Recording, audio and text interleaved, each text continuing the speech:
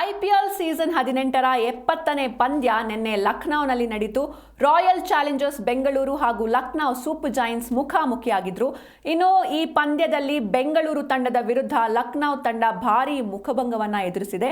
ಆತಿಥೇಯ ತಂಡದ ವಿರುದ್ಧ ಆರ್ಸಿಬಿ 6 ವಿಕೆಟ್ಗಳ ಅಂತರದಿಂದ ಗೆಲುವನ್ನ ತನ್ನದಾಗಿಸಿಕೊಂಡಿದ್ದು ಅಂಕ ಪಟ್ಟಿಯಲ್ಲಿ 2ನೇ ಸ್ಥಾನಕ್ಕೇರಿದೆ. ಟಾಸ್ ಗೆದ್ದು ಫೀಲ್ಡಿಂಗ್ ಆಯ್ಕೆ ಮಾಡಿಕೊಂಡ ಆರ್ಸಿಬಿ ತಂಡದ ವಿರುದ್ಧ ಲಖನೌ 20 ಓವರ್ಗಳಲ್ಲಿ 3 ವಿಕೆಟ್ ನಷ್ಟಕ್ಕೆ 227 ರನ್ಗಳ ಉತ್ತಮ ಮೊತ್ತದ ಸ್ಕೋರ್ ದಾಖಲಿಸಿತು. ಆರಂಭಿಕ ಆಟಗಾರ ಮಿಚೆಲ್ ಮಾರ್ಷ್ ಕೇವಲ 37 ಎಸೆತಗಳಲ್ಲಿ 67 ರನ್ ಗಳಿಸಿದ್ರೆ ರಿಷಬ್ ಪಂತ್ 61 ಎಸೆತಗಳಲ್ಲಿ 118 ರನ್ ಗಳಿಸಿ ತಂಡ ಬೃಹತ್ ಮೊತ್ತ ದಾಖಲಿಸಲು ನೆರವಾದ್ರು. ಇನ್ನು 227 ರನ್ಗಳ ಟಾರ್ಗೆಟ್ ಚೇಸಿಂಗ್ನಲ್ಲಿ ಆರ್ಸಿಬಿಗೆ ಸಾಲ್ಟ್ 19 ಎಸೆತಗಳಲ್ಲಿ 30 ರನ್ ಹಾಗೂ ವಿರಾಟ್ ಕೊಹ್ಲಿ 30 ಎಸೆತಗಳಲ್ಲಿ 54 ರನ್ ಗಳಿಸಿ ಉತ್ತಮ ಜೊತೆಯಾಟ ನೀಡಿದ್ರು. ಪಾಟೀದಾರ್ 7 ಎಸೆತಗಳಲ್ಲಿ 14 ರನ್ ಹಾಗೂ ಲಿವಿಂಗ್ ಸ್ಟೋನ್ 1 ಎಸೆತ ಎದುರಿಸಿ 0 ರನ್ ಗಳಿಸಿ ವಿಕೆಟ್ ಒಪ್ಪಿಸಿ ನಿರಾಸೆ ಮೂಡಿಸಿದ್ರು.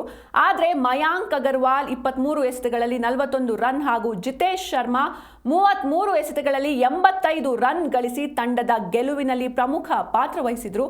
ಈ ಗೆಲುವಿನ ಮೂಲಕ ಆರ್ಸಿಬಿ ಅಂಕಪಟ್ಟಿಯಲ್ಲಿ 2ನೇ ಸ್ಥಾನಕ್ಕೇರಿದೆ.